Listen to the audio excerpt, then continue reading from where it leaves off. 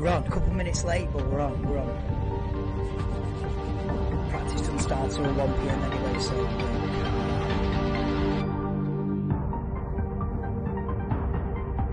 Let's go.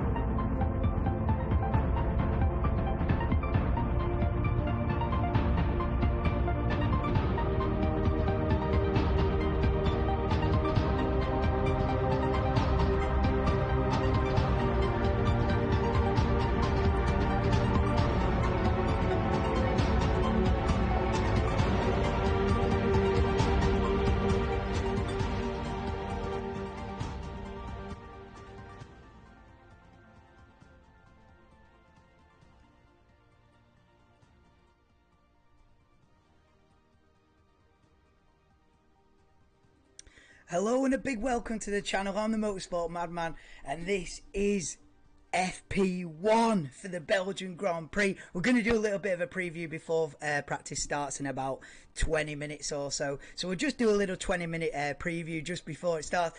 And yes, Formula 1 is back. The summer break is finally over. I can put the Xbox controller down because we've been doing some gaming streams just to pass the time in the evenings. But now we're back for the real stuff, and I cannot wait to see cars out on track in about 20 minutes. But yeah, we'll do a little preview. Welcome to the stream. If you're watching it live or on a replay, please do drop me a like if you do enjoy the watch along for first practice, and subscribe if you're a Formula 1 fan, because I'm live for every single qualifying and every single Grand Prix in the Formula 1 World Championship, and we're in the second half of the season. It's Belgium, then it's 3 in a row as well, so absolutely buzzing because we go straight from Belgium to the Netherlands, and then straight from the Netherlands to Monza in Italy. So we've got 3 in a row, absolutely buzzing. Welcoming Chris Poundcoin, Tax, welcome to the stream as well, and welcoming Evil Drifter. So let's go. What have we got? This is the plan this weekend. So this is the schedule for the Belgian Grand Prix. These are the times that I will be live. This is now Friday 12:30. We're on a little bit of a preview, 20 minutes, then jump straight into Friday practice 1. In fact, let me get the right channel on. Yeah, I know that's the wrong one. Yeah, so we jump into practice 1 in about 20 minutes. Then we've got practice 2 at 4 PM. I'll be live 5 to 4 for that this afternoon. Then it starts getting the real action tomorrow. 3 PM for qualifying. I'll be live just 10 minutes before it. 10 to 3 for that one. And then for the Grand Prix, I thought I'd go live half an hour before lights out, just to give people a chance to find the stream. If YouTube do decide to put me on the list with the other watch-alongs, which probably they won't, because the algorithm probably thinks I'm a gaming channel right now, so I don't think I'll be on the list. But in case they do, it gives people a chance to find the stream on the Sunday before lights out. So instead of coming live 5-10 minutes before the race, I'll come live half an hour before, have a little bit of a chat, and then lights out will be at 2 PM on Sunday. I'll be live at, oh sorry, we've got some heavy music on. Apologies for that. Apologies for the music kicking in there. But yeah, so we're live at 1:30 on Sunday for a 2 o'clock start for the Grand Prix. Apologies for that loud music there. But yeah, that is the schedule for this weekend. We're back. I'm buzzing. I've got Sky on right now. They're in the pit lane. Oh, it has been a long summer break. You know, usually these summer breaks, I've never even really thought about it before. It's just sort of been like a welcome break in the season. I've never really considered it much, but now I'm doing this, and I want to get this channel growing, and I want to do this and do the watch-alongs, and get, all of a sudden a month without a race is like, it's a disaster. I'm like, well, what the hell do I do? Do I just leave the channel dead for a month? Do I try and make random videos like, season so far and stuff like that, and like, ranking all the tracks and like all these different ideas? I'm thinking, I don't know what's best to do, or just leave it, leave it for a month. So we did a bit of gaming, we've done a couple of other videos, bit of breaking news and that. but it's great to be back to the proper stuff. So yeah, let's just do a little rundown of the teams just for the next 15 minutes. Just go through each team, how they're doing, how many points they've scored up to now, blah blah blah. So yeah, we're going to start off, and we're just going to do a little bit on each team, a couple of minutes on each team. From the back of the grid to the front, so in Constructors Championship, well, in reverse Constructors Championship order. Constructors is just a fancy word for team, so in reverse team order. And yeah, so as always, unfortunately, we start with Williams. So you've got Alexander Albon there, and all his results now listed below. And then Nicholas Latifi, these are the two drivers for each team, and you've got all Latifi's results there. We're starting on the second column now we're in the second half of the season. By the end of the season, be 2 columns of results. And yeah, let's just look at the last 2 or 3. For Alex, you've got 12th, 13th, 17th. They're just not getting in the points. The last time Williams scored points was way back in Miami, round 5. So I remember probably saying at the time that will Williams get any more points from here on out? Maybe they won't. Maybe 3 points is it. Maybe Alex can scrape a top 10 somewhere. But on the other side of the grid, I mean, Latifi's form's not great at the minute. He had back-to-back DNFs in Austria and France, and then an 18th in Hungary. He needs to pick it up. And that Williams seat's not been confirmed for next year. Obviously, Alex is confirmed for 2023, but Nicholas Latifi isn't.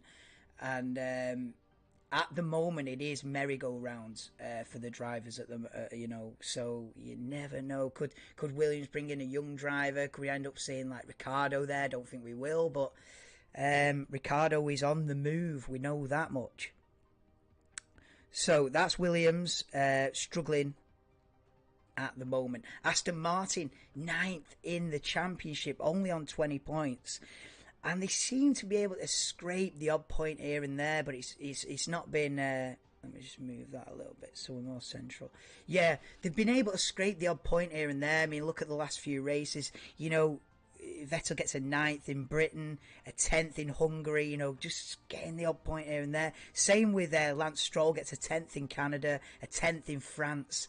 But I mean, really, what have they told Alonso? Because Alonso will be replacing Sebastian Vettel. Vettel retiring at the end of the season. Alonso taking his seat. What have they told Alonso for 2023? Have they promised him? Maybe they'll be working on that 2023 car. Now, has he seen the design philosophy and gone, get me in there? Hello, SHT, welcome to the stream. We're just going to do a little bit of a rundown. But yeah, that's Aston Martin stuck on 20 points at the minute. AlphaTauri haven't scored points for a good while now. Down in 8th place on 27 points. And look at that. I don't think they've scored points since Azerbaijan. Is that right? Because look at Gasly's results since Azerbaijan. 14th DNF, 15th, 12th, 12th. And... look at Sonoda, DNF 14th, 16th, DNF 19th. AlphaTauri in a bit of a rut. Is that right? Or are you taking a mick? I've not heard that because I've not watched any of the build-up yet. But it almost seems like a joke that Leclerc and Verstappen to take grid penalties. That's mad. If that's true, I'm gonna have to change my predictions rapid. It's gonna be Mercedes 1-2 then. Nah, no way Leclerc and Verstappen started from the back. Wow, that's mad that. Hey, rate that SHT coming in with the breaking news. You probably go, nah, joking. That seems too mad that, but fair play if it is that. Right, let's get through these because practice starting in about 15 minutes. So yeah. Next up in the Constructors' Championship is 7th place Haas on 34 points. And they had a couple of great races, didn't they? Britain and Austria, look at that. The 10th and 8th for Magnussen in those two. And Mick Schumacher with an 8th and 6th in those two. And then they've struggled France and Hungary and not got anything, 15th, 14th for Mick. DNF 16th for Kevin. So they'll be looking to get back on that British Grand Prix form, back on that Austrian Grand Prix form. And is Mick fighting for his seat now? Is Mick fighting for his place in Formula One? With Daniel Ricciardo on the driver market, just got him on here on Sky. With Daniel Ricciardo in the driver market, is Mick's place at risk? You know, I was saying to Jordan the other day, mate. I was saying the ideal situation for me is that Mick goes to Alpine and then Danny Ricciardo. But I can see, you know, I totally dismiss this idea. But the more I think about it, the more I think that this could happen. That Ricciardo go back to Alpine. The more I think about it, the more it makes sense. He already said in an interview that he would go back to Alpine. And I just think, would they want that experience, you know, next to Ocon? Are they going to take a gamble on a new driver or Mick Schumacher or something? Or are they going to go with Danny Rick?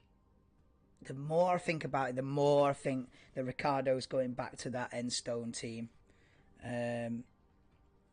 Yeah, Alpine and McLaren starting from 5th, yeah. But anyway, Haas looking to get back on that British Grand Prix, Austrian Grand Prix form. Alfa Romeo in a dip as well. Still on 51 points. Been on 51 points for quite a while. I don't think they've scored points since Canada, look. You know, Canada, they were 7th and 8th.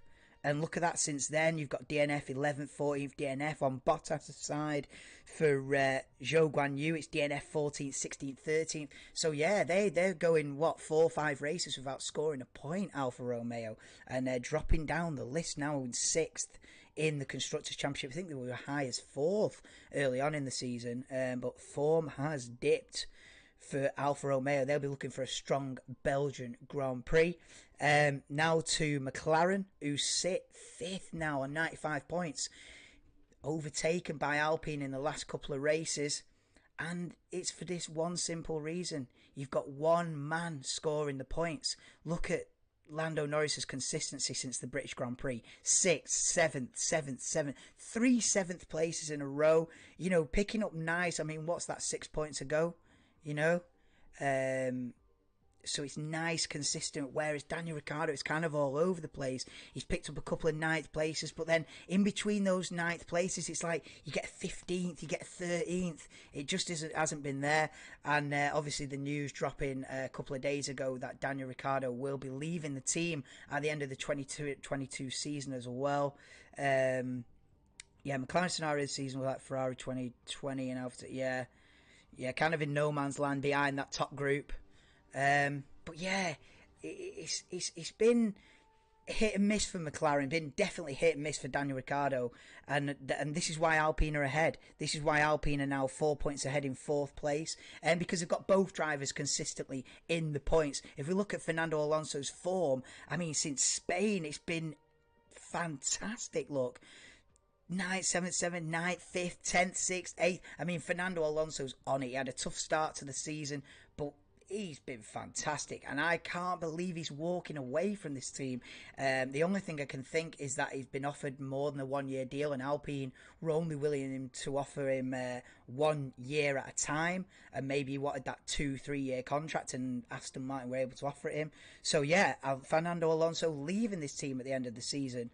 You know, going from a team that's likely to finish 4th in Constructors and going to a team that's likely to finish 9th in Constructors is a bit of a madness. But obviously Alonso's been sold some kind of promise, and you know, he's absolutely smashing it, as is the most underrated driver on the grid, Esteban Ocon.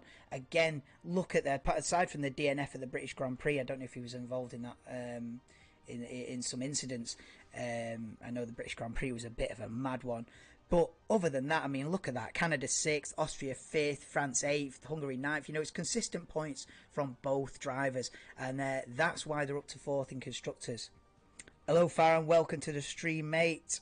2 seasons, too many hits and misses, and that's what it is. More misses overall. Exactly, that sums it up. You know, 1 race win doesn't make up for 30 average performances, unfortunately. So yeah, he's had 1 flash in the pan win, couple of good races here and there, but on the whole it's been a bit lacking. And McLaren have made the decision, and it's looking like it's going to be Norris Piastri, which is an exciting young lineup for 2023 for McLaren. If that's how it ends up, that's just obviously that's the best bet in it. You know, that's the bookie's favourite. It's going to be Norris Piastri basically. But Piastri might be in a mess with this contract, you know, with Alpine. I can see this going to court. And what were they saying on Sky? Fair contracts law or something. I can see it getting a bit messy with Piastri and Alpine. But yeah, up to third in Constructors then. Mercedes only 30 points behind Ferrari in Constructors, considering the car that they've had and you know, the porpoising at the start of the season and the general lack of grip and downforce and all the rest of the problems that Mercedes have had. To be only 30 points behind what is probably the fastest car on the grid is mad. They've made the absolute most of it on both sides of the garage. Hamilton and Russell have been fantastic this season, you know. They ain't going to win any championships this season, but they've not done themselves any damage at all, the two drivers. Russell coming on the scene, I mean, look at his form. You know, British Grand Prix was involved in that Turn 1 incident with Zhou Guanyu and the absolute chaos that was. But other than that, I mean, look at his results, man. I mean, I don't need to read them out, but he's top 5 every time he finishes a race, you know. Back-to-back podiums as well in France and Hungary. And look at Lewis Hamilton on the other side of the garage as well. Obviously 7-time world champion. And look at that. Look at his last 5 races. 3 third places and 2 second places. That win is brewing. That win is brewing. It's looking like a damp day, by the way, in Spa-Francorchamps. It's looking like it might be intermediate tyres. So, yeah, practice starting in about 10 minutes. And we'll be on it soon. But, yeah, looking like it's a bit sort of overcast and bit of rain in the air for practice. So, as it always seems to be in Spa, it's mixed conditions today. So, interesting. Yeah, they're all in the coats and... fleeces in the pit lane there on Sky. Right, up to second in Constructors at the moment. Then it's Ferrari, 334 points. Only 30 points ahead of Mercedes. Given the car they've had, it's a bit of a shambles. And look, their season is just riddled with DNFs. You know, they seem to have a couple of good races and then an engine fire, or a couple of good races and then it spins off, puts it in the wall. And they just can't get any form going. As soon as you think they're on it, you know, like in... like Leclerc winning in Austria. I think he overtook Verstappen 2 or 3 times to win in Austria. He was like, had the fastest car and pretty much dominated it. You know, put one over on Verstappen in Austria, and you're thinking, is it game on? Game on? France puts it in the wall. And so, you know, it's just been so up and down for Ferrari that they now find you know, Leclerc finds himself 80 points behind Verstappen with 9 races to go. Can you pull that in? Can you pull that in? SHT in the comments. What are we saying? Expect Alonso to beat Ocon in the standings. Yeah, I think it'd be pretty close. I think it'd be pretty close between Alonso and Ocon. I think pretty evenly matched. So the Audi, yeah. And Alpha when their partnership with Sauber at the end of 23. Yeah, I think Audi... The thing is, they make it seem like Audi's coming in. And they've even launched like... They've even done like a car, like a car with a livery. It's complete PR. They're not entering Formula One as an 11th team. I feel like casual fans will be fully fooled by that and think Audi are entering Formula One. Brackets as an engine supplier, close brackets. Like, it's not an 11th team. I would love it. I said a few weeks ago, I'd love it to be an 11th team on the grid and say, right, we've got these 10 teams and Audi are joining. That's how they're making it sound. It ain't that. Audi are just going to buy into an existing team, probably going to be Sauber, like you say. You know, they'll probably buy a majority stake in Sauber or whoever they decide to link up with, supply engines. You know, and maybe on the back of that they get an Audi livery on the car, but it's not an 11th. We need an 11th team. We need a 12th team. I think every Grand Prix venue has the capacity to hold 13 teams. There should be 26 cars in Formula One. There should be 13 teams, 26 cars, and Audi are entering, but it's still going to be 10 teams and 20 cars. So it's great, but I wish they'd gone the whole hog and said, right, we are entering F1, bang. That's the only thing. And the thing, and Porsche are going to enter as well, but Porsche are going to be the same thing, maybe as an engines. Porsche will probably team up with Red Bull. you know, maybe it's just a too big of a project to start from scratch. You know, it's a rare thing. You don't see it often. 2010, we had 3 new teams. You know, that was peak Formula One back then when 3 new teams joined in one season. But we don't really get that these days. The last new team to join was, I think, Haas in like 2015 or 16. But yeah, Audi entering, but not like they're making it out to be. Should change my prediction. Yeah, if Max and Leclerc are starting from the back, I'm going Mercedes 1-2.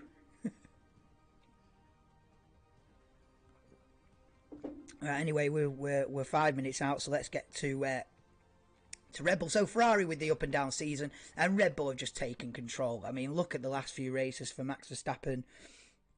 Back-to-back wins, a second in Austria. Sergio's struggling a little bit with form. You know, I mean, those 2 DNFs in Canada and Austria don't help. Obviously, in Austria, getting spun out by George Russell down at turn 4 on lap 1 didn't help.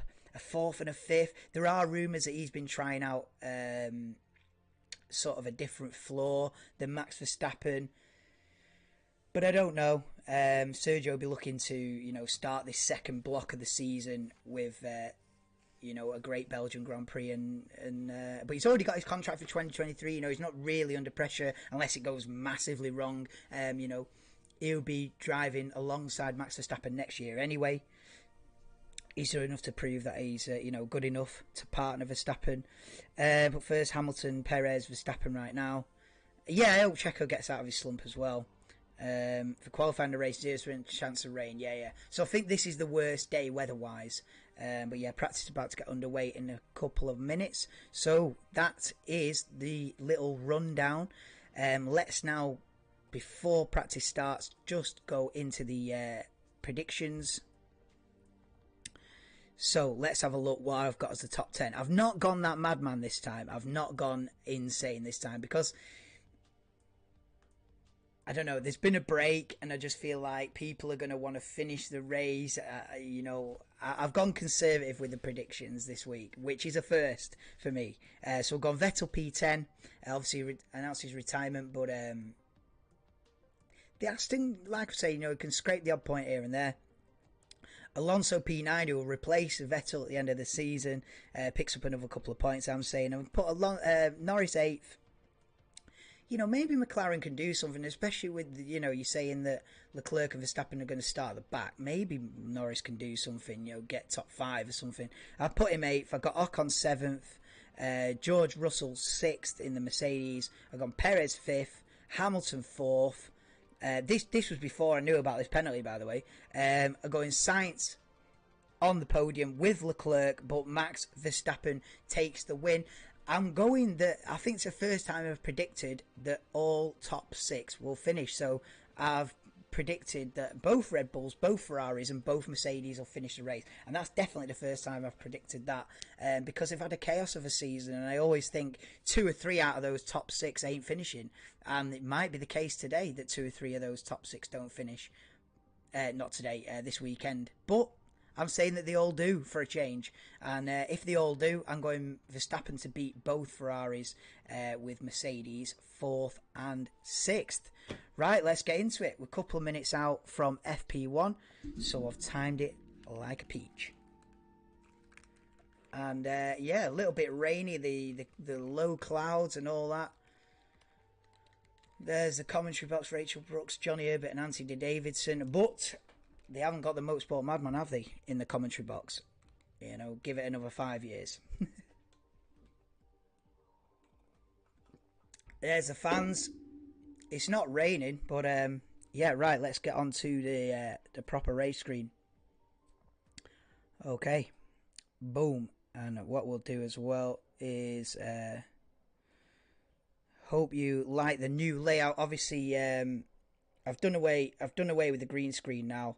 It was just more trouble than it's worth, the green screen. So we've gone for this layout. So the timer is going to be on this side of the screen. I'm going to have, let me get the, because I'll have a countdown timer as well for the sessions. Let me just set that up for 60 minutes on the clock for FP1. And then we'll get the live timings on. Now, I did load up the live timings before and they've completely changed it. So you might have to bear with me. I don't know how the live timings are going to look. But they've done a refresh on those. So, yeah, so the timer's set up and ready. Also, the live timers isn't the only thing that's had a refresh. Spa-Francorchamps has undergone a bit of a makeover as well. Up Radion and Eau Rouge looking very different, and a brand new huge grandstand at the top of the hill there as well. They've also changed this corner as well. Did they call this corner No Name? Quite ironic. But yeah, turn 9.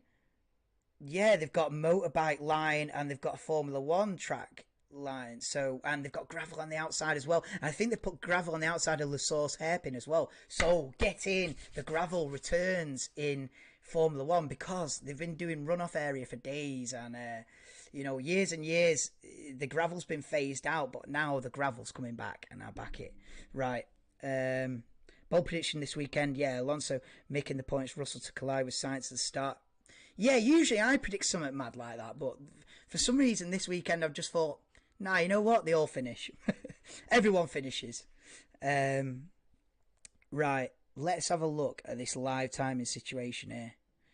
Look at this, I've totally like redone it. Let's see if it refreshes itself.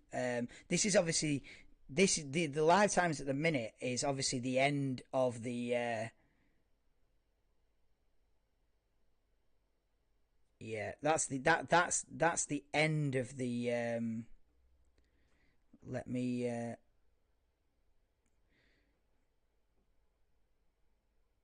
that's the end of the Hungarian Grand Prix, that. So hopefully in a minute or two I might have to refresh it. But yeah, they've totally redone this.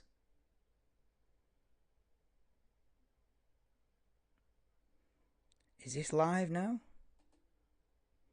No, they're still on Hungary. They're still on. These live times are still on a Hungary mode. I'm gonna re. So we're green in the pit lane. Let me get the timer on.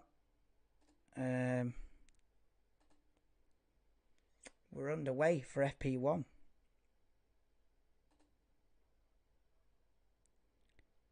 Oh no. Okay, so an hour on the clock. Mercedes with a slightly tweaked livery as well. I'm glad they haven't gone for that half. That did anyone see that Mercedes model that they'd made where it was like half red, half silver? It was like it's like half Ferrari, half Mercedes. That was awful. I'm glad they've not done that. But they've just done a little tweak to the livery this weekend. Special edition 50th anniversary sort of livery. But yeah, the cars are out. The practice session is underway. And the live timings will load up in a sec. Liam Lawson is out on track. Oh, you are right. It's Liam Lawson this weekend, isn't it? Sorry, something's not working right. I think I can load up the old version.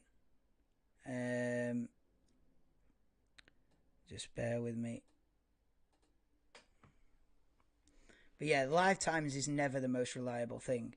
But yeah, there's a new version. I might if this doesn't load up this time, I'll just forgo it and go to the old version.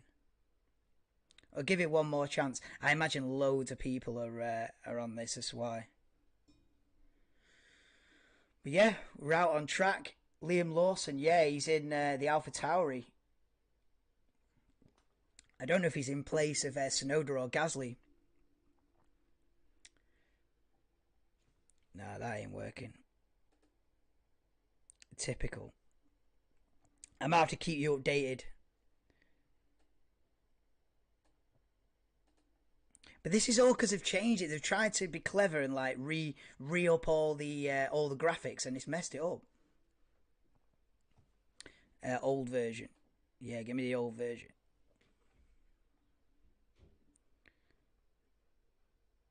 Give me the old version if it works. You know what I mean? Don't mess about. Yeah, in place of Gasly, is it? Right, yeah, this is the old version now. If it works, innit?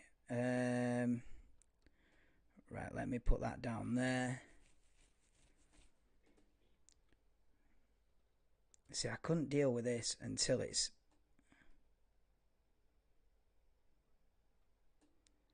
There was no way to prepare for this. It just is what it is.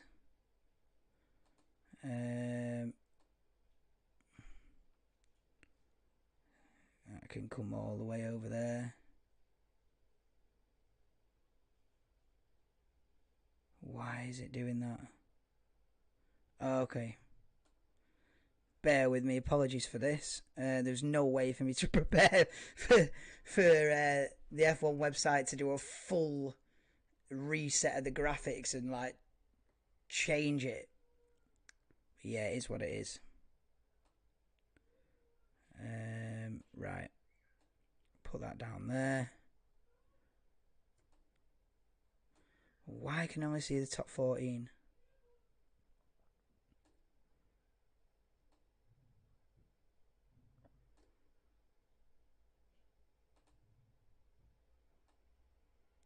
Replay with Latifi. Oh, something flying off the back of the Williams there.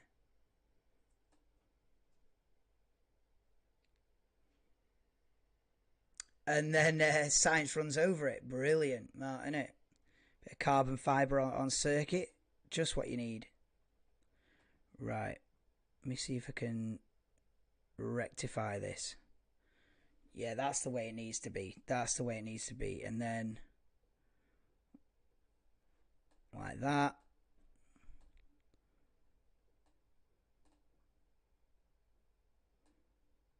Why can I see the top 14 though? What's that about?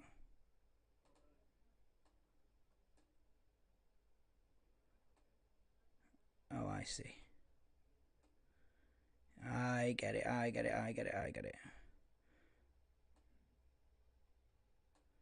And then, yeah, sorry about this. There we go.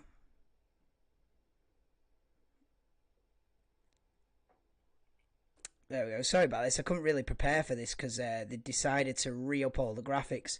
But yeah, I think that should be all right now. Right. Sorry about that. There was a couple of minutes of me faffing about there. But yeah, 54 minutes to go. 55. I'm a few seconds behind on the thing. But yeah, FP1 is on. Live timings are on. After a few minutes of faffing about, we can't see who's 20th, but we can survive, can't we, without knowing who's 20? I'll tell you who's 20th. And we can see the other 19 positions, so that's all that matters. So yeah, cloudy day. This is not the background is not representative of the weather in Spa right now because it's really overcast. It looks like it should be raining, but it's not. The track's dry. I was thinking before when I saw it 10 minutes ago, I was like, is it damp? Is it intermediates? But no, the track is bone dry. But it looks like, the clouds are really low. There's mist in the valleys. At Spa-Francorchamps. We've got some weird graphic on screen at the moment. These gap to fastest, they reckon that Ferrari... How do they know? They've only done 2 or 3 laps. How do they know who's fastest? But yeah, Spa-Francorchamps with a bit of a facelift this season. Hopefully it's not the last Belgian Grand Prix for a while either. There's been rumour that, they're not renewing the contract. Why would they spend presumably millions on this re-upping of the track? Bit of a facelift, only to not renew the contract with Formula One. Is this going to be the last Belgian Grand Prix for a while? I bloody well hope not. This is one of the OG tracks. This is an absolute classic. So I hope it's not the last Belgian Grand Prix. And judging by the update to the circuit, I wouldn't imagine it would be. Recall the dramas last year in Spa. Recall the dramas we had here in Spa 2010 Vettel lost control. Yeah, I remember that. I remember that. Going down to the bus stop chicane. Yeah, and it started raining, didn't it? And he tried an overtake on Jenson Button, lost the rear, yeah, and went bang straight into Button's side pod. Button was out, wasn't he? But Vettel carried on. I think he got a new front wing, and was able to carry on. But there has been some mad races in Spa. Remember 2008, last 3 laps, Hamilton versus Raikkonen. Started raining with 3 laps to go. Oh mate, that was epic. Yeah, Lando Norris purple mid sector and goes quickest then, Lando Norris. But obviously, first 10 minutes of the first practice session, not a lot to read into. Obviously, everyone just getting used to it. But it's great to see cars back out on circuit, sparking all the way up the hill there. Are you going to go through each year? Go on, I rate that. Go on, I rate that SHT. Yeah, go on, pick out something from every year since 2010. I wonder if there's one that I don't remember in that. But yeah, they're running the rear of that McLaren really low to the ground. They'll probably lift that up a little bit. Williams with the Flovis paint and Verstappen pulling an overtake in the pit lane, which is not. Also, Max, why? Yeah, I don't rate Max pulling the overtake in the pit lane there. A bit of a weird one. Yeah, so 2011, Kobayashi forced Hamilton off track in Hamilton. Yeah, I remember that. It was kind of Hamilton's fault that he went for the overtake, didn't he?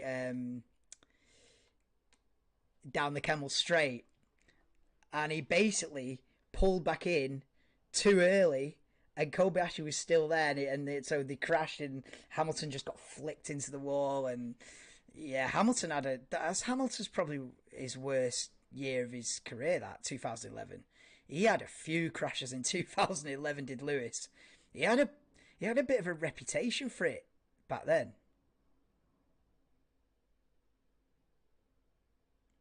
Here we are on board with Liam Lawson, then Red Bull Junior driver. But yeah, some hell of a vibration going through poo on there, wasn't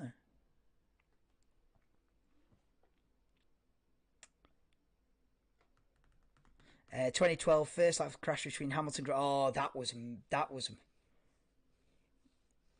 2012? Yeah, it was. Yeah, that was a big one. That was where the car went right across Alonso's face, in it like that. Boom. Yeah, that was a mad one. That was Grosjean into the back of Hamilton, wasn't it, down to turn 1. And then a huge pile-up. Yeah, Kobayashi and Perez as well. Both Saubers were involved in it. And I'm sure Sauber started, like, on the front row as well that weekend. And then it was a demolition derby turn 1, that, 2012.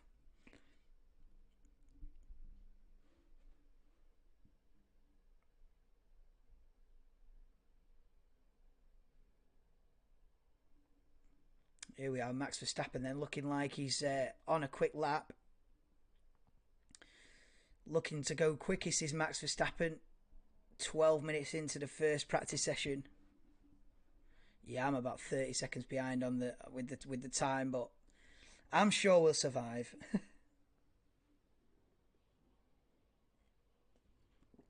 Verstappen goes quickest then. On a 47.4, that's a lot quicker. Verstappen goes 2.2 seconds quicker than Lando Norris. So it's Verstappen, Norris, Ricciardo, Sainz, Ocon, Leclerc, top 6. But it's extremely early days. It's not even worth mentioning, hardly. Look at the scraping going up. Wow, yeah, the resin of the plank at the bottom of the cars. Look at that. Yeah, going up Eau Rouge. I mean, wow, and it's there. Look at the Alfa Romeo there, Valtteri Bottas scraping all the way up the hill. Flipping mad! Look at that. I mean, you can see the line the cars are taking through the corner. wow, they've totally changed the curbs and everything going up Eau Rouge. 2013, Maldo went wide at the bus stop chicane, hit slightest Force India, and then damage, pulled the rest of Force. Oh, I seem to remember that. Yeah, he hit both Force Indies in one corner. I seem to remember that one. Yeah, is that the only thing from 2013?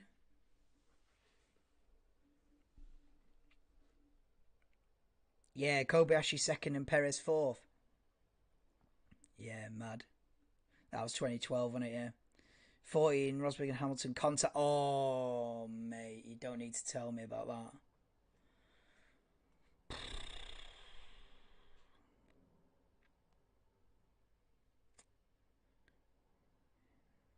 That was my Hamilton fanboy era, that 2014. Mate, I lost it when that happened.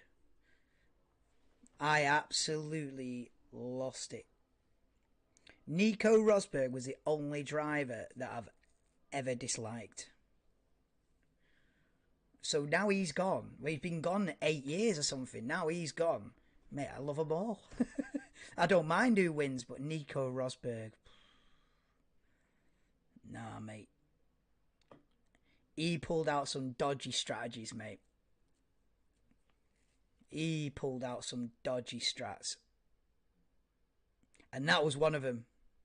That was one of them. Giving Lewis a puncture here when your teammates as well. I flipped the lid when that happened. But these days I'm neutral, you know. Back then I was full Hamilton. Before that I was Alonso at Ferrari. Yeah. But for the last, I say, 4 or 5 years, I've been pretty much neutral. And it's much better. It's much more. I mean, aside from Mick Schumacher, like I love Mick Schumacher, you know what. But aside from that, you know, I'm not really. I don't mind who wins the championship as long as it's a close championship. And I wish it was closer than 80 points. I tell you that.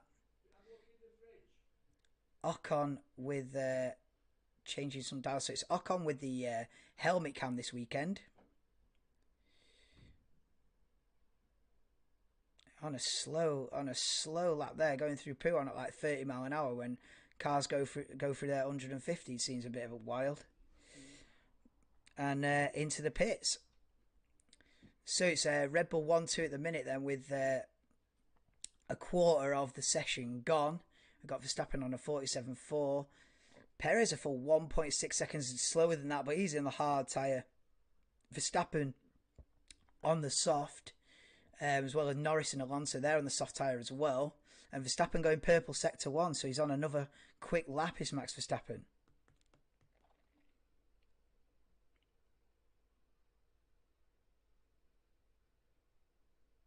Oh, I don't remember that one, SHT. Raikkonen lost his brakes and trying to overtake Massa's Ferrari. What, 2013, so he'd have been in the Lotus. Overtaking Massa's Ferrari at this chicane. Mate, I don't remember that one. You've got me. You've got me there. Verstappen goes faster still. 2.3 seconds faster than Perez. So Verstappen's come out of the pits today on a mission and looking rapid. I have got him on for the win this weekend. It's not really a bold prediction, is it? He's won 8 out of the first 13. So, but yeah. Sainz goes up into P2, but still 2.5 seconds off Max Verstappen's lap time. But of course, Sainz on the hard tyre, Verstappen on the soft. As we cut to Valtteri Bottas' Alfa Romeo in bits. That car isn't going out in the next few minutes. Got no engine cover on. Hard at work. Yeah. Alfa Romeo in bits in the garage as we cut to Zhou Guanyu, who's out on the circuit. 15, Vettel gets late puncher, which gives Grosjean on the podium. How do you remember this? I remember the big moments. Like I remembered, first like crash in 2012, and weirdly enough, I remember the Vettel going into Button's side pod. I remember that one as well, but I can't say I remember Vettel getting a puncture in 2015 round here. How do you remember this stuff, man? I mean, I've seen, I like to think I remember quite a bit, but you're on a different level. Do you fancy coming on? You should be sat here and me in the chat. Going through the history of the Belgian Grand Prix. I used to do that in the previews. I used to do like a preview show on a Thursday and go through like the history of the race, but the only views that gets is me watching it back, seeing if it was alright. So there's no real point in me doing a preview show. I might as well, I've just tagged a little preview onto FP1 like today. I'll just do a 15-minute preview, just run through the teams. But going into the history of the Belgian Grand Prix on a Thursday, the amount of effort to make a video like that for the amount of payback is just shoot me. Do you know what I mean? Work on that for a week, just for me and you to watch it SHC. You know what I mean? Is it worth it? Maybe not. So yeah, no, we don't do the previews anymore. But if I did, this would be a good idea for the preview, wouldn't it? A moment from each year. It's a good idea. I rate it. 2016 Spa has many dramas. Does it?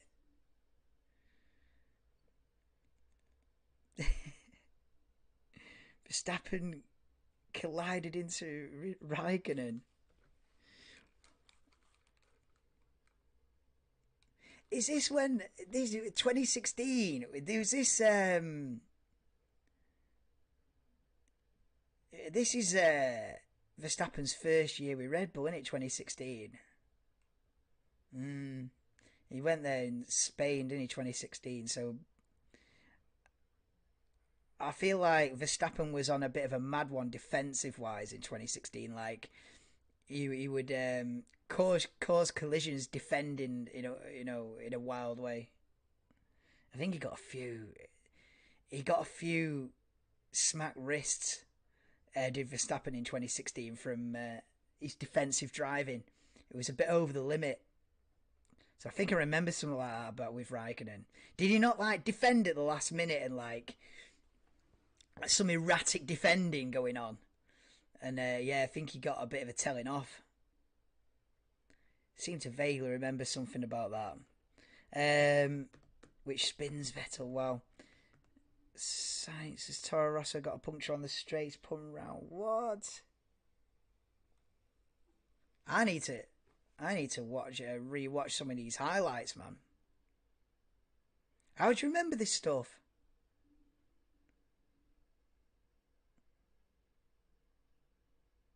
Oh, this is this daft idea that Saudi Arabia have got in it. It's just on adverts here. This is this mad city that Saudi Arabia ridiculous. Coming 2026? No, it's not. Has anyone else seen this? Totally not related to Formula One at all.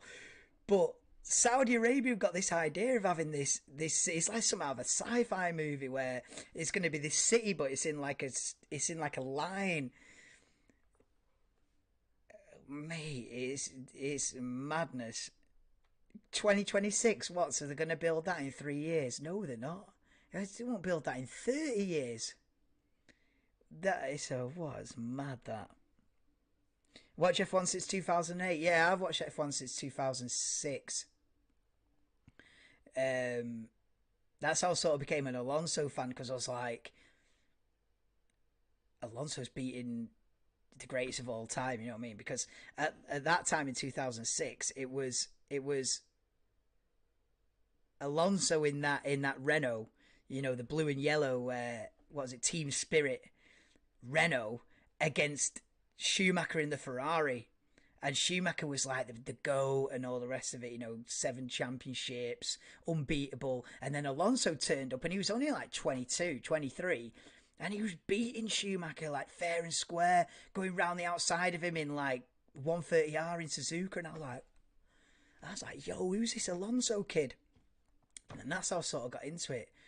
So I've always kind of backed the underdog. I mean, to call Alonso an underdog in 2006, it's not. He wasn't an underdog. But you know what I mean? It was like the giant killer. That's what it was. Alonso was the giant killer. And that's what got me into it. And then obviously Lewis comes on, and then takes on Alonso in 2007 in the same machinery and like goes toe to toe. And then I'm like, what? And by 2007, I was like, I'm fully invested in this.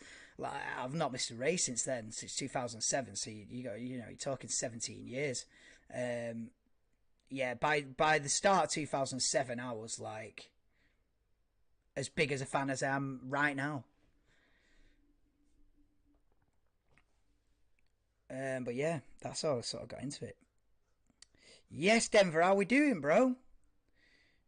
You coming fresh off the Europa League draw, innit? I don't even know United have got. I think I saw that they got. Did they get Real Sociedad? Something? I don't even know United got. I imagine that 2 out of the 3 teams that United have got I've not heard of. I guarantee you. I guarantee you. In fact, in that Europa League draw, I reckon I've heard of about 5 teams out of 32 or whatever. I've heard of about 5 of them. And 2 of them are Arsenal and United. I've heard of Monaco. Because of the Monaco Grand Prix. So I've heard of Monaco. But basically everyone else, mate, when they're pulling them tickets out and it says like Shetch, Nebraska Schnetch, mate, forget it. I don't even know what country they come from. That's when I switch over to F1. That when they're pulling out the notes like that and they're going Ludegretz, die Football, Schnetch. Not a clue, mate. Both of us should get through. Get in there. That's what it's about. Oh, bloody hell. Chris coming in with a real history here. I remember 1976. No, you don't. Do you? Look at this new floor coming in for Alfa Romeo. Wow, Bottas getting a brand new floor. And also they're working on a Ferrari. I don't know which Ferrari it is. It's 2... I don't know if that's Leclerc or Sainz's Ferrari, but it's in bits. Hamilton's gone P2 while I'm waffling on as well. So Mercedes looking decent with a tweaked livery. Right, so you was 11. Right, let me get back to this. So I remember 1976 when James Hunt won the... Yeah, there's a movie about that called Rush. And it's a great film if you're into a Hollywood over-dramatization of it. But yeah, it's a great film.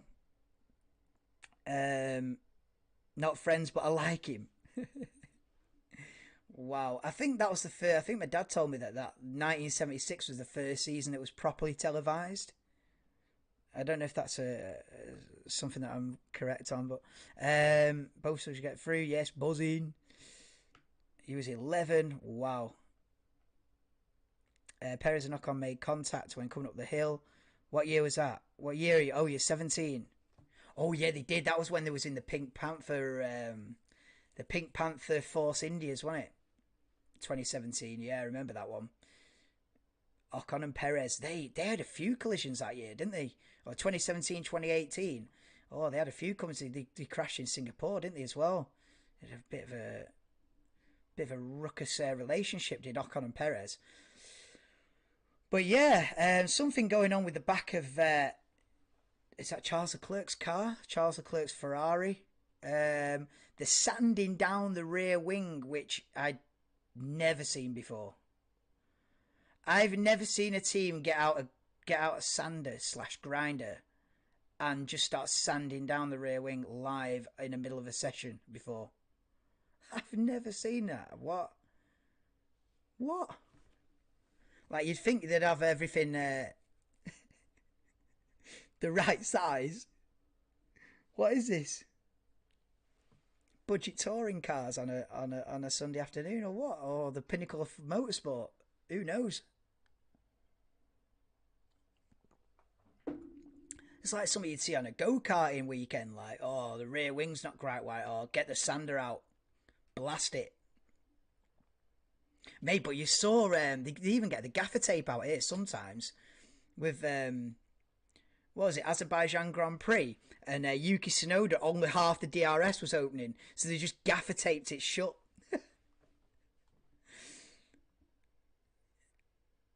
Hey, I tell you what, Alexander Albon with the full porpoise mode coming down the Kemmel Straight, or should I say going up the Kemmel Straight, and that is the first time I've seen porpoising for about 7 races. I'm not going to lie.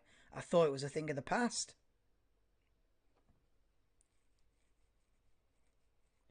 Um, 2018, Hulkenberg punted Alonso. Whoa, I don't remember this. Oh yeah. No, I do. That's when the Halo saved Leclerc's life that day. I do remember it. Yeah. That Sauber got destroyed, didn't it? Yeah, I do remember that. Yeah, Charles Leclerc's Sauber got absolutely written off in turn 1. Alexander Albon as well with the helmet cam.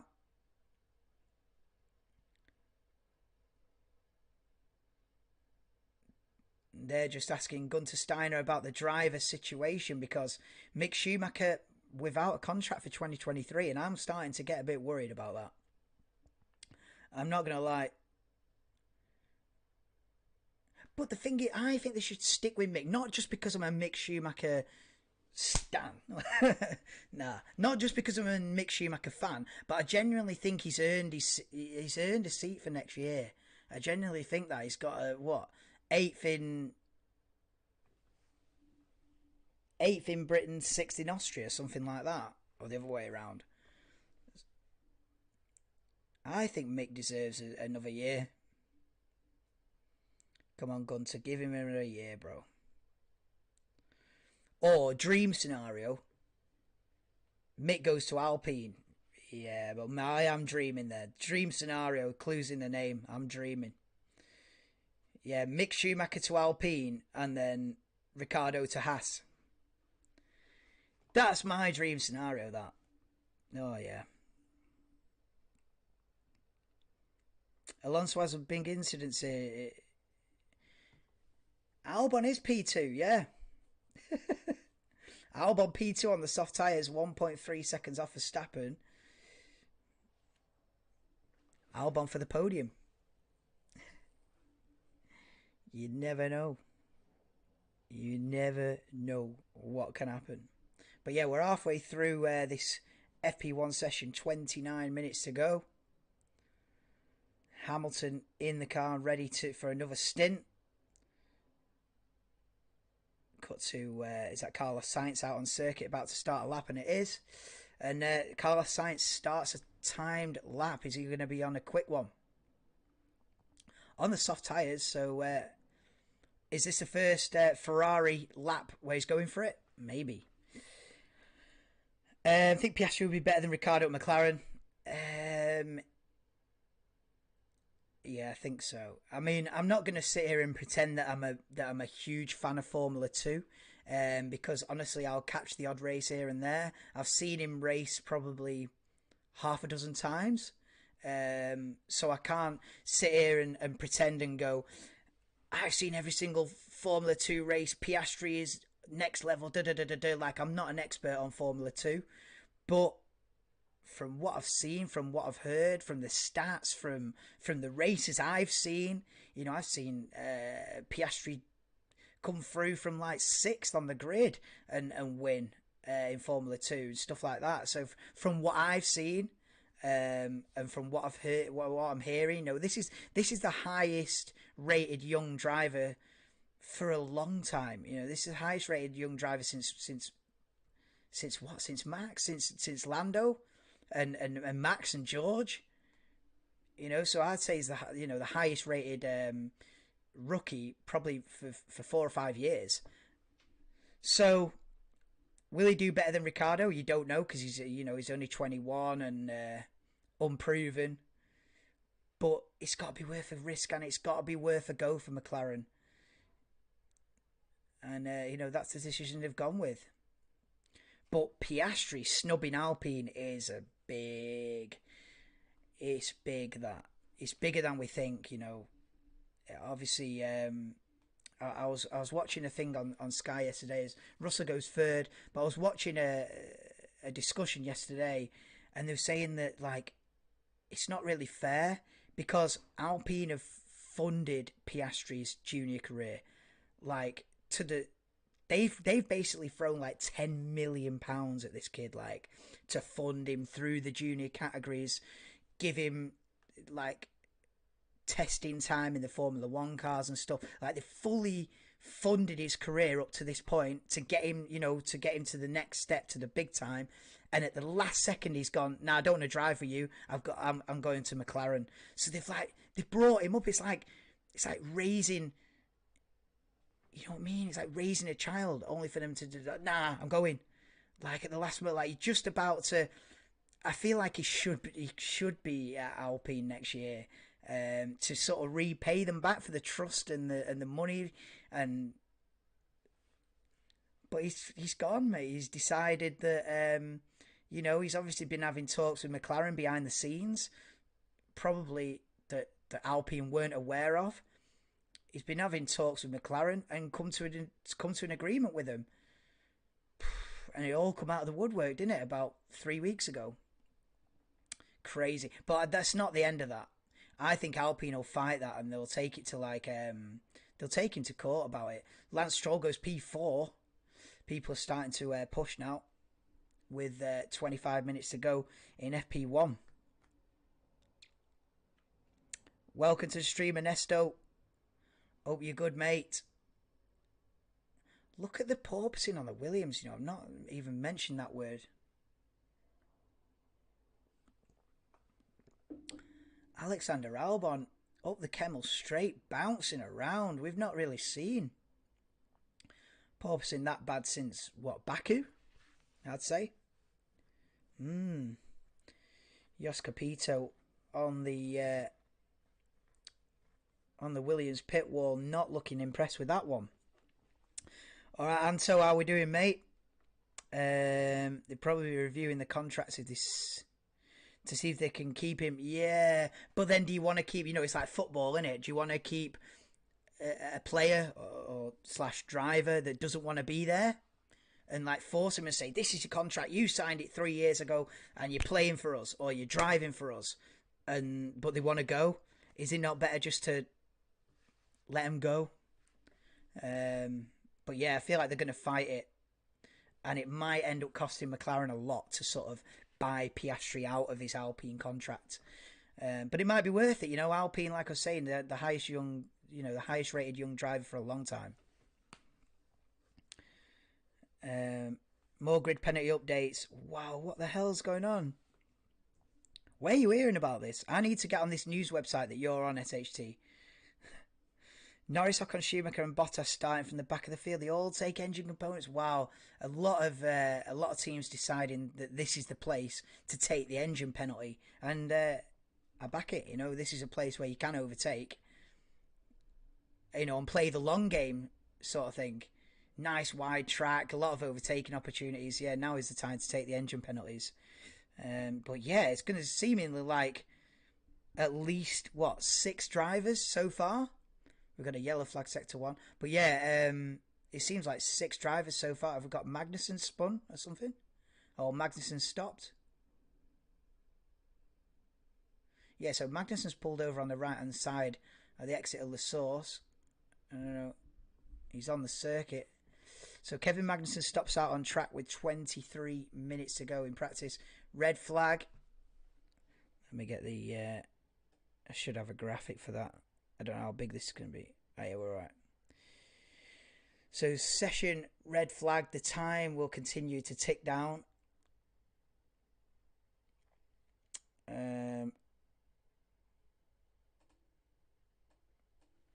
Ferrari engine again, yeah.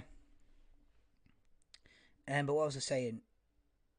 Oh yeah, so a lot of people are taking engine penalties, and let's see what happened with Kevin Magnussen then. So down to the source. Engine dead. Engine cuts out. I can't hear what he's saying on team radio because we've got Paul Di Resta talking about the Ferrari front wing on the right hand side of the screen. So, but yeah, Magnussen stops out on circuit. Exit of turn 1. What else? Salty dog. When there's that much money involved, exactly, loyalty and conducting oneself in certain ways expected, correct. And the way Piastri burnt the bridge with a tweet, exactly. It sort of, yeah, it's not the best impression that you want to set, is it? You know, when you're brand new on the scene, it's a big drama, and we've not heard the end of that Piastri situation. But no doubt it'll end up Norris and Piastri at McLaren. It'll all work itself out, and that's an exciting lineup. That, you know, both drivers under the age of 23, 24. You know, it's an exciting young team, McLaren.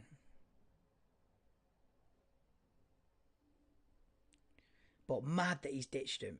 And the thing is, it's not like Alpine's a bad seat. You know, Alpine is like, you know, it's looking like they're going to be 4th in Constructors unless Daniel Ricciardo really picks up his form.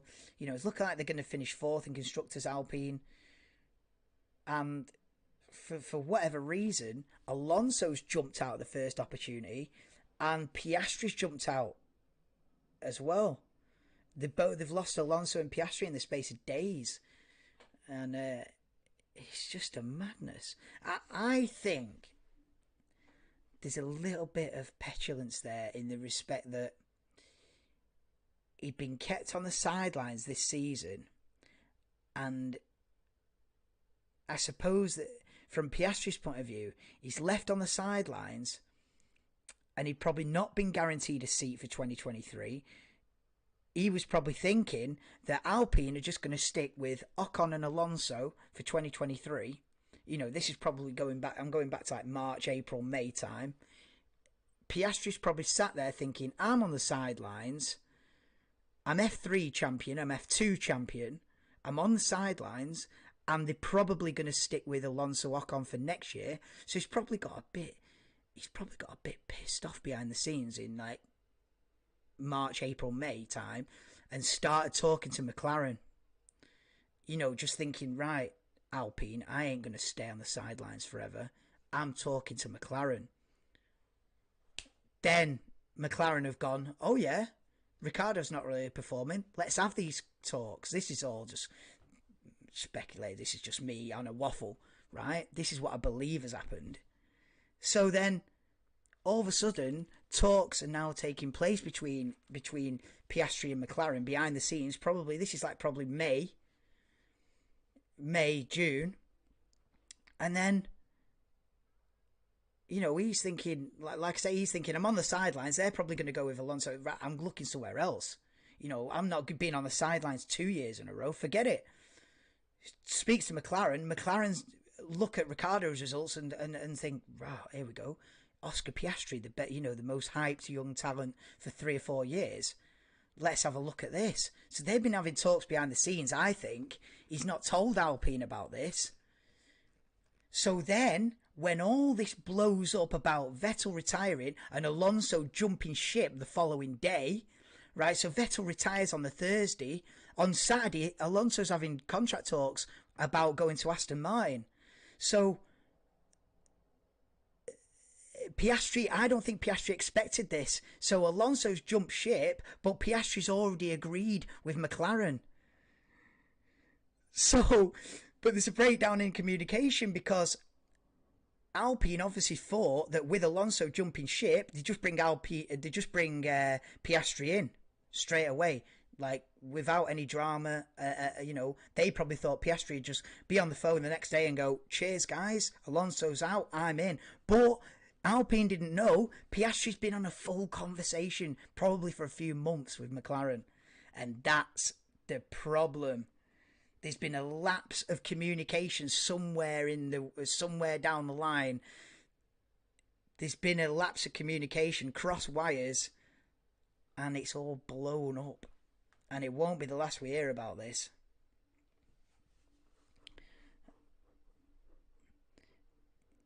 Yeah, I agree with Alpine are better than McLaren. I think the cars are pretty evenly matched, Carl. I think the cars are you know, pretty evenly matched. It's just the fact that the Alonso Ocon partnership at this moment is stronger than the Norris Ricciardo partnership. Like I was doing in the rundown before the session started, looking at the results of the drivers so far. Ocon and Alonso are both in the points regularly every single race. Whereas on McLaren side of the grid, you've got Norris bagging P7s, P8s, but you've got Ricciardo finishing 15th and 13th and stuff, and that's what's doing it. On a car performance side, maybe the McLaren's quicker, but to use a quote from Christian Horner from a couple of years ago, McLaren are running one-legged. Red Bull were one-legged for a while with Verstappen. McLaren, unfortunately, are running one-legged against Alpine. So this is it then. See a replay with Kevin Magnussen. 16 minutes to go in FP1. Yeah, he comes out of the bus stop chicane and he's got no power. So yeah, Kevin Magnussen breaks down and stops out on circuit. I don't know if it's still red flag or whether they've got it back underway, but I'll have a look in a sec. Let's have a look. Cheers, Ernesto. Yeah, there'd be about 9 drivers who start from the back. Yeah, it's not possible, is it? But if you announce it first, I think it goes in order of where you announce that you're going to take engine penalties. So if you're the first to announce you're taking engine penalties and then another 9 drivers do that, well, you'd be ahead of them, I think. I think that's how it works. But yeah, arguably Alpine better, yeah. Arguably so. Don't blame him for wanting to be in a better team. Piastri and Lando would be good together. Yeah, but right now, is it a better team?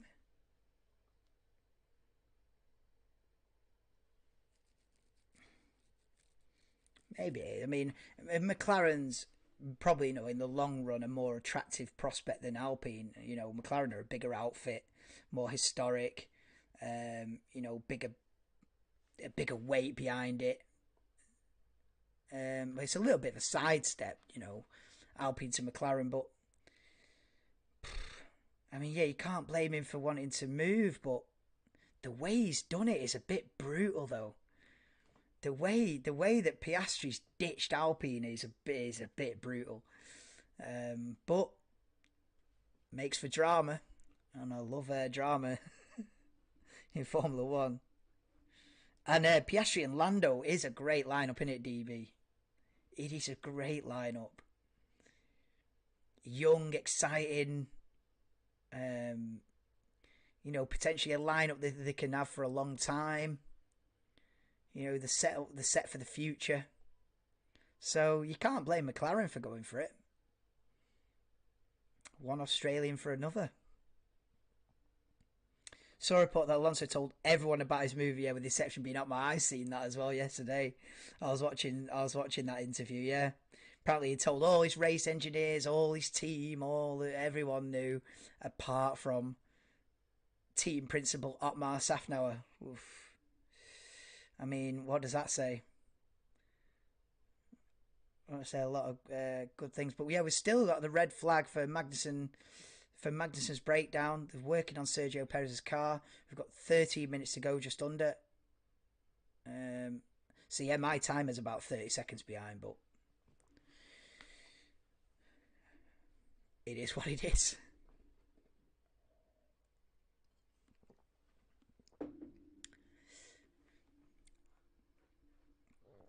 You've got to change the MGUK as we see Kevin Magnussen's car now being recovered by the recovery truck. Who'd have thought? But yeah, there'll be track will be clear in the next 2 or 3 minutes, I assume, and then we'll get the final 10 minutes of practice. Williams grid penalties. Williams won't be starting last. No, they won't. You are right. No, Williams would be. You know, can Williams be in the top 10 with all this?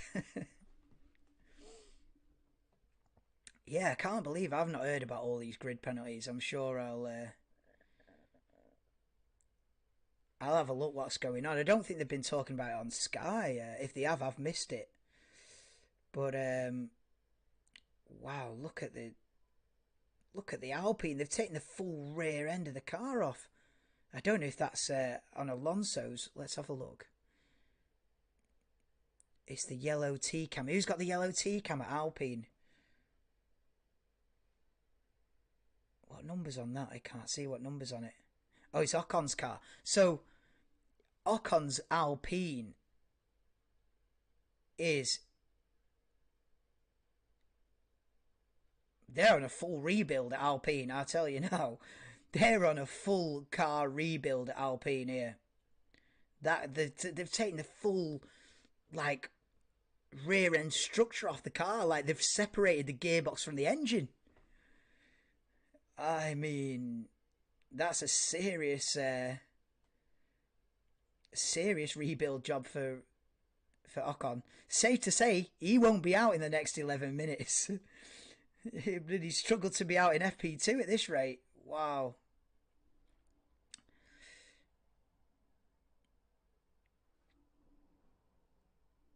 Lacks experience. Who? Yeah, Piastri. Well, that's the thing. It's always a bit of a risk with a rookie. You never quite know. You know, some of them hit the ground running. You know, like Lando Norris, pretty much hit the ground running. Well, a lot of them do, and then you get the ones that are a bit slower to get going, like Mick Schumacher.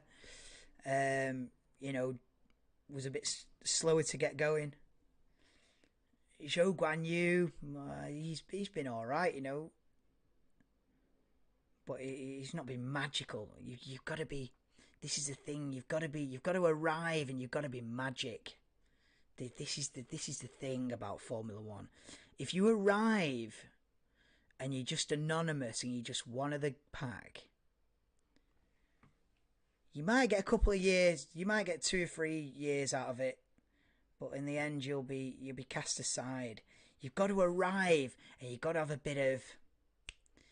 You've got to have that X factor. You've got to have that magic. You know, like when Hamilton turned up, albeit you know Hamilton got thrown in at the deep end with a really fast car, but he had that magic. Will Piastri have that magic? I hope so. Because there's a lot of drivers come and go. There's a lot of drivers have, you know, a couple of years, 2-3 years, and they're gone again, and then they go to America and they go to IndyCar or whatever. But hopefully Piastri brings that little bit of that magic that you need. That where you go, wow, you know, Piastri with the big move, or you know Piastri's just qualified top 5, or you know some magic moment like that. You need that. And Zhou Guan Yu's not had that yet. He's not had that magic moment where you go, wow, Zhou Guan Yu's just you know done something spectacular. Not had that yet. And I feel like all the drivers that are like destined to be at the top, they have these magic moments no matter what car they drive. Like look at George Russell in the Williams. You know, he's like getting through to Q3 and stuff. He's like in the slowest car, but he's qualifying top 10 and stuff like that. So it was obvious that George Russell was something special.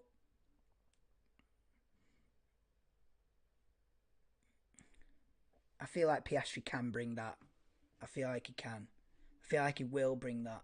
Where he just, they put him in the McLaren and he's just on it straight away, and he's just straight away, he's at the level, you know, he's at the level.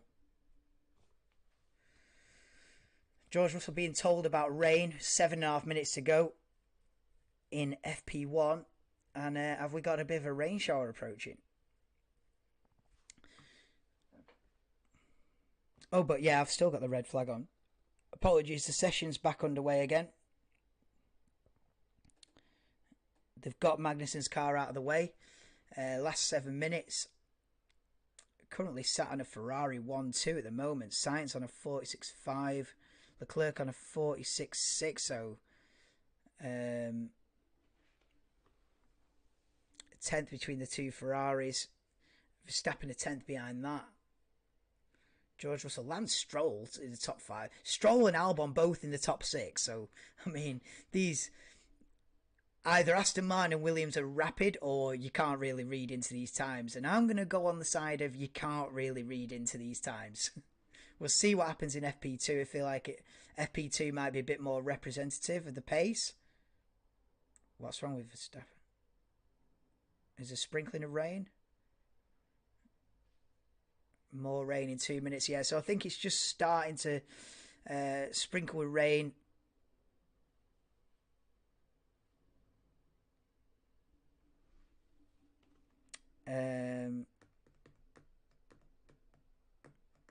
Is Ocon a Mercedes driver?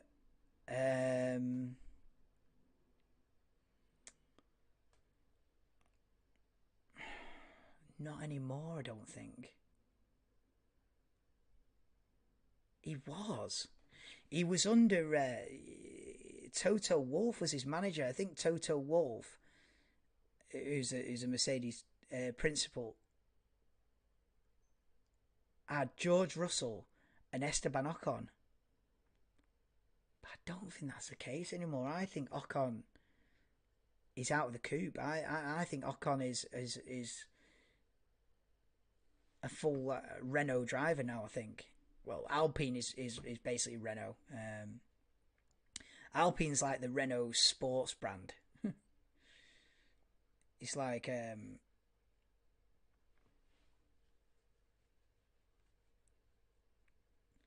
it's like AMG to Mercedes, you know. It's like the sports department. So yeah, I don't think he is with Mercedes anymore. Ocon, no,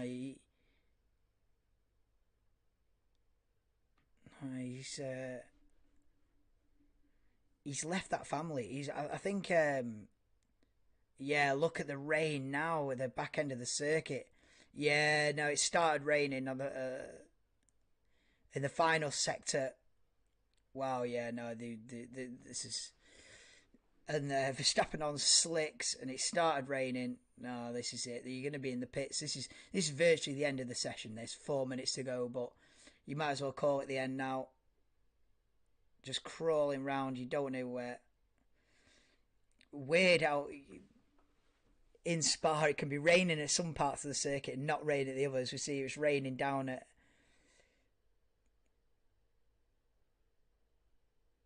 the chicane at the back end of the circuit, and not raining in the pit lane. Weird scenario. But yeah, that's virtually the end of the session with 4 minutes to go. Still forecast to threaten rain on Sunday. I'm not sure, but SHT was saying that Saturday and Sunday are clear. Let me. I was gonna have a look. I can't. But as far as I know, this is the worst day in terms of weather. So should be brightening up Saturday and Sunday. And yeah, that's pretty much it. Everyone back in the pit lane, being wheeled back into the garages as is.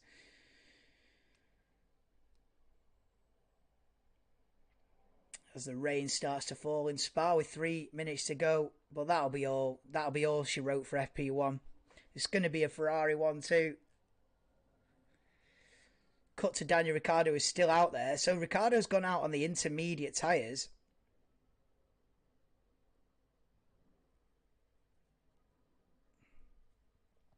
And yeah, it looks like it's properly raining. The newly remodeled turn 9 there. And it's a full wet track down there.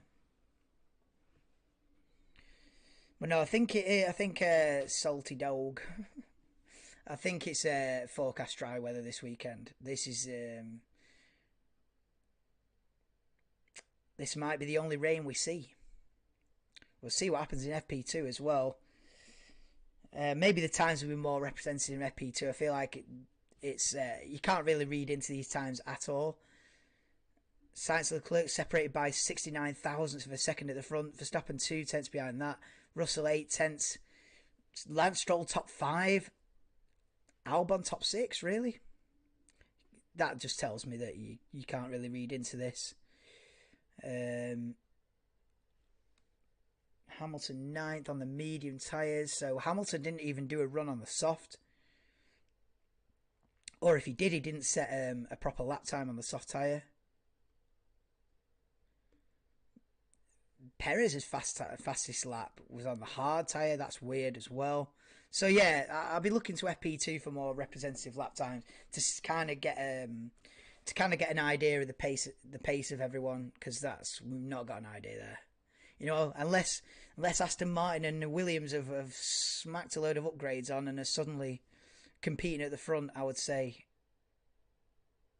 you can't really read into it. Whoa, look, Charles Leclerc out there on the medium tyres, really struggling because the track's wet now. And why are you not in the pit lane? Wow. Norris out there as well with 40 seconds to go on the intermediate tyres. So obviously they want to get a little bit of experience just in case. Just in case we have rain for this weekend, because you never know in Spa. It could forecast a nice day and you still get a shower. But that's heavy rain that. I won't be out in that. No chance. It's been raining for what seems like forever in my part of the world, so bright clear day for Spa. The first race back will be uplifting.